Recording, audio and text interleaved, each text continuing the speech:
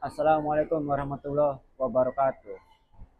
Salam sejahtera untuk kita semua. Semoga rekan-rekan yang menyaksikan video ini dianugerahi kesehatan dan kebaikan selalu. Baik, edisi omongan kali ini membahas mengenai persoalan urbanisasi yang dilihat dari perspektif ekonomi politik. Jadi ya, kalau kita membaca beragam literatur di dalam ekonomi politik ya, tingginya angka urbanisasi disebabkan karena adanya kesenjangan di antara wilayah pedesaan dengan perkotaan. Nah, adanya kesenjangan antara wilayah pedesaan dan perkotaan tadi, titik pangkalnya terjadi karena adanya corak pembangunan atau gaya pembangunan yang disebut oleh para ahli sebagai eh, bias perkotaan gitu atau urban bias ya atau bias bias urban ya. Nah, sederhananya ya, cara pandang yang bias perkotaan tadi ya lebih memfokuskan atau lebih memfavoritkan pembangunan itu di wilayah perkotaan. Hal tersebut ya, menimbulkan juga alokasi sumber daya yang berbeda antara pembangunan yang terjadi atau untuk pembangunan di kota dengan pembangunan di desa. Nah, itu kan menghadirkan juga perbedaan fasilitas ataupun infrastruktur penunjang kehidupan di desa dibandingkan di kota. Nah, dari gambaran sekilas itu aja ya kita tentu akan paham mengapa kemudian banyak orang-orang desa gitu yang melakukan urbanisasi di wilayah perkotaan. Poin yang keduanya ya, tingginya angka urbanisasi juga ya menunjukkan kalau kita membaca karya Michael Lipton ya, menunjukkan bahwa ada kegagalan revitalisasi pertanian yang terjadi di desa. Nah, kegagalan revitalisasi pertanian itu ya bisa dibuktikan misalnya dengan angka alih fungsi lahan pertanian gitu yang semakin tinggi yang menyebabkan lahan pertanian semakin menipis. Dengan semakin menipisnya lahan pertanian itu kan mempersempit ruang bagi para orang-orang desa dalam eh, upaya mereka untuk memenuhi kebutuhan hidup mereka kan yang sebelumnya lebih banyak menggantungkan di sektor pertanian. Nah, pada sisi yang lain juga ya, kenapa bisa terjadi kegagalan revitalisasi pertanian ya yang menyebabkan orang-orang desa tadi bermigrasi atau melakukan urbanisasi ke kota ya. Ya jelas berkaitan dengan tingkat kesejahteraan dari para petani itu sendiri. Nah, masing-masing poin itu ya memang berhubungan dengan cara pembangunan yang bias perkotaan tadi. Misalnya ya, kita ambil contoh dalam soal kesejahteraan para petani ya. Cara pandang yang bias urban ya, dalam tanda kutip pak, seolah menempatkan wilayah pedesaan sebagai lahan yang dieksploitasi gitu untuk memenuhi terutama kebutuhan orang-orang atau di wilayah perkotaan. Misalnya yang mensuplai kebutuhan pokok wilayah perkotaan itu kan dari wilayah pedesaan kan seperti misalnya beras segala macam. Tapi yang jadi soal dan bila kita mengajukan pertanyaan yang kritis, sejauh mana misalnya keseriusan pemerintah di dalam upaya mereka untuk mensejahterakan para petani di desa itu. Nah, seperti itu ya. Nah, persoalannya ya bukan hanya berarti di situ. Kalau kita ambil contoh kasus yang konkret, kan cukup marak juga terjadi misalnya harga beras yang mahal, tapi gitu harga gabah yang murah, ada kesenjangan yang lebar.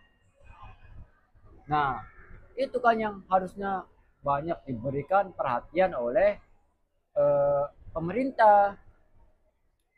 Nah, poin lain dari saya gitu ya, masalah bias urban tadi ya, yang padahal diniatkan untuk lebih memfavoritkan, lebih memprioritaskan wilayah perkotaan, nah, tapi pada ujungnya menghadirkan permasalahan yang sifatnya lebih kompleks juga di wilayah perkotaan itu sendiri, karena ada bias urban tadi ya yang menyebabkan berbagai dampak yang tadi saya sebut ya, menyebabkan orang-orang desa tadi ya melakukan urbanisasi di kota.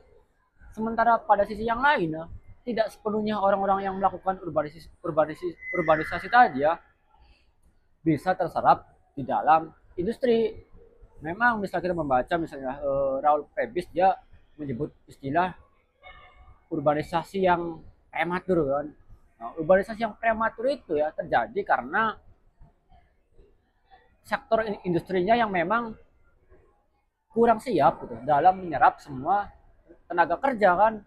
Tapi pada sisi yang lain gitu, kalau kita mengelaborasi lebih lanjut ya, hal itu ya terjadi juga karena tidak semua orang-orang yang melakukan urbanisasi ke kota gitu, tidak semua orang yang melakukan urbanisasi ya, sorry ya, tidak semua orang yang bisa melakukan urbanisasi gitu, memiliki kualifikasi ya yang memenuhi apa yang dibutuhkan oleh sektor industri. Nah, masalah tingginya urbanisasi yang kemudian menghadirkan urbanisasi yang prematur tadi itu kan menghadirkan masalah perkotaan yang sangat kompleks, seperti semakin menjamurnya pemukiman yang kumuh, lingkungan yang tercemar karena tingginya angka pengangguran ya, menyebabkan wilayah perkotaan menjadi rentan terhadap kriminalitas dan banyak persoalan lainnya yang saling tumpang tindih. Nah, masalah itu ya memang masih menjadi PR besar gitu bagi negara gitu atau bagi pemerintah gitu yang memerlukan strategi pembangunan jangka panjang. Jadi ya mungkin waktu 5 atau bahkan mungkin 10 tahun memang kurang cukup gitu untuk mengatasi masalah-masalah yang tadi saya ungkapkan gitu. Nah, saya saya kopi dulu ya.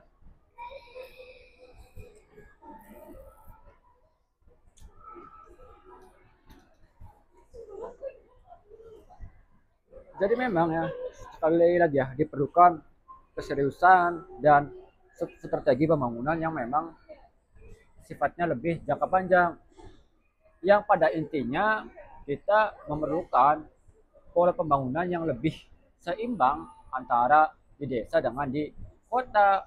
Nah, ada misalnya beberapa langkah konkret ya yang bisa diambil oleh negara ya jika serius ingin mengatasi problem klasik di dalam pembangunan di Indonesia tadi ya. Misalnya eh, di desa ya marak terjadi praktek tengkulak ya. Jadi para petani menengah ke bawah dia tidak mempunyai akses langsung ke pasar itu, sehingga mereka banyak menjual hasil pertanian mereka ke tengkulak. Nah, tengkulaknya yang memiliki kekayaan yang bisa naik drastis gitu, sementara tidak berbanding lurus dengan nasib petani yang pas-pasan. Nah, yang perlu serius dipikirkan oleh pemerintah gitu, bagaimana agar para petani tadi bisa langsung memiliki akses ke pasar dan mereka sendiri ya lebih berdaya di dalam eh, katakanlah menentukan harga dan seterusnya gitu. Karena harga pokok kan, harga harga pupuk segala macam kan mahal kan. Nah, itu poin satunya ya. Poin keduanya ya masih berkaitan dengan poin satu tadi ya. Negara gitu bisa juga lebih menseriusi persoalan koperasi gitu. Apalagi koperasi itu kan bagian dari cita-cita historis berdirinya Republik ini gitu. Jadi orang seperti Muhammad Hatta ketika dia merancang Indonesia yang merdeka ya di bayangan Hatta ya, koperasi akan menjadi fondasi di dalam struktur perekonomian Indonesia. Jadi Hatta ya saat itu ya mengamati bagaimana keberhasilan koperasi di negara-negara Skandinavia itu, terutama bagi keberlangsungan ekonomi gitu, orang-orang menengah ke bawah. Jadi Hatta sebetulnya pengen mereplikasi hal tersebut gitu. Nah, tapi sayangnya sekarang ya koperasi ya masih hanya menjadi lip service kan itu kan. Nah, makanya bagi saya ya, kalau kita ingin pembangunan lebih baik ya dan mengatasi problem klasik tadi, salah satu yang perlu diseriusi adalah koperasi. Karena gitu, koperasi selain bisa ya katakanlah apa namanya, bisa saling tolong menolong atau menyediakan misalnya pupuk yang bisa lebih murah, atau nanti hitungan teknisnya ada orang-orang yang mungkin lebih lebih ahli ya, bisa juga mengatasi persoalan tengkulak tadi. Nah, itu gambaran singkat dari saya ya. Cukup sekian dari saya. Terima kasih. Wassalam.